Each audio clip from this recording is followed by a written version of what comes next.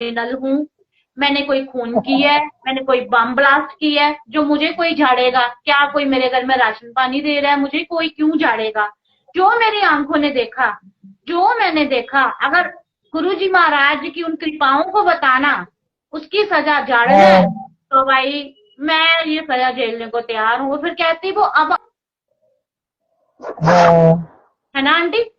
अब जब हाँ, ब्लैक सही है। हो रही थी, कोडियां गिर रही थी, और मेरे घर में नहीं गिर रही थी, दुनिया के ऊपर गिर रही थी, दुनिया भर से संगतें आती थी, बैठे बैठे गोदी में आसमान से कोडियां गिर जाती थी।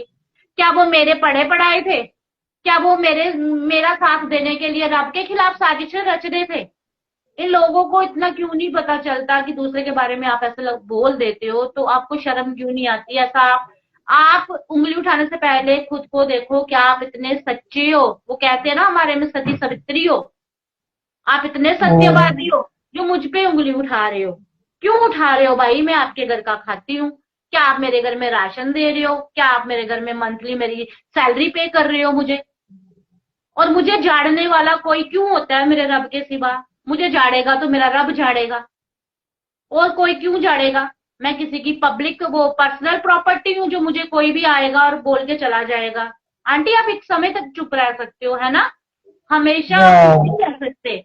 हमारी चुप्पी को कई लोग हमारा वो वीकनेस समझ लेते हैं, लेकिन हम चुप इसलिए होते हैं कि हमें रब के नाम का जश फैलाना है, उसके नाम की खराबी नहीं करनी है। हमें रब का नाम बढ़ाना है, ना कि खराब करना है। और ये लोग जो खुद देखते हैं, खुद करते हैं, तो बोलते हैं जी ऐसा हुआ। जब कोई दूसरा बताता है तो बोलते हैं जी उसको झाड़ा। भाई क्यों झाड़ा? किसने झाड़ा? मुझे भी तो पता चले। किसने झाड़ा? क्यों झाड़ा? क्या खाया मैंने किसी का? किसी ने मुझे क्या भेजा, क्या दिया?